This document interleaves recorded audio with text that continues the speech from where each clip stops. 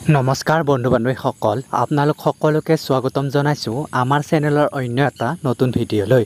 প্ৰিয় বন্ধু বান্ধৱীসকল, ৰেঙনি চেনেলত সম্প্ৰচাৰিত হৈ থকা আটাইতকৈ জনপ্ৰিয় ধাৰাবাহিকখনে হৈছে বেহাৰবাৰী আউটপোষ্ট। হয় বন্ধু বান্ধৱীসকল, আজি কিছুদিনৰ আগতে আপোনালোকৰ সকলোৰে মৰমৰ জনপ্ৰিয় অভিনেতা ফেলু বসুমতাৰীক আমাৰ মাজৰ পৰা হেৰাই গৈছে। গতিকে বন্ধু বান্ধৱীসকল, তাৰ বিষয়ক লৈ জনপ্ৰিয় অভিনেতা কে ছাৰ ওৰফে হিৰণ্য শৰ্মাই তেওঁ আৱেগিক হৈ বিশেষ এটি ফেচবুক পোজত লিখিছে।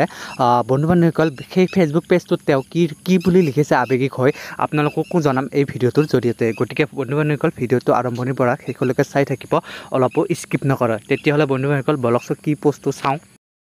কে ছাৰে আৱেগিক হৈ পোষ্টটো লিখিছে যে এটা স্ক্ৰীন কৰিবলৈ লৈ পৰিচালকে সকলো বুজাই দি তাক ল'ব ধৰোঁতে সি প্ৰায় মাত দিয়ে। তাৰ সুৰটোত মানে মই কি ক'ব লাগিব, চবৰে হাঁহি। ফেলু বসুমতাৰী বৰ সহজ সৰল, ঘৰখন ভালকৈ লালন পালন কৰিবৰ বাবে বৰ চিন্তা কৰে, সমানে কষ্ট। শ্বুটিঙৰ কিবা বাৰে ভুল কৰিলে আমি যদি গালি দিওঁ হাঁহি আমাক ভুলাই পেলায়। সঁচাকৈ অমায়িক আছিল বহু।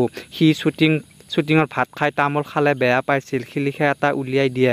কেতিয়াবা অভ্যাসত বিচাৰিলেও তাৰ হাতত নাথাকিলে সেই হাঁহিটোৰ সামৰণি কৰে। তাৰ বিশ্বাস স্ক্ৰীনবোৰ মই ইম্প্ৰ'ভ কৰি দিলে ভাল হ'ব বুলি হাতত স্ক্ৰিপ্ট লৈ মোক মাতি থাকে। কে ইটো চাই দিবি না। সঁচাকৈ মুখৰ সেই হাঁহিটো, শিলিখাটো, তাৰ পুথিৰ সুৰটো, গ্ৰুপত ভুলকৈ লিখা মেছেজবোৰ চব মচি সি গুচি গ'ল। হায়দৰাবাদৰ পৰা ঘূৰি আহি বেহাৰবাৰী শ্বুটিং কৰিম বুলি কৈ একেলগে আমি আকৌ অভিনয় কৰিম বুলি কৈ আৰু উভতি নাহিল সি। আজি আমাৰ বসুদাৰ আদ্য শ্ৰাদ্ধ। শান্তিত থাক বুঢ়া, জয় বৰাই বথ। স্ক্ৰীনবোৰ কৰোঁতে তোক মিছ কৰি থাকিম।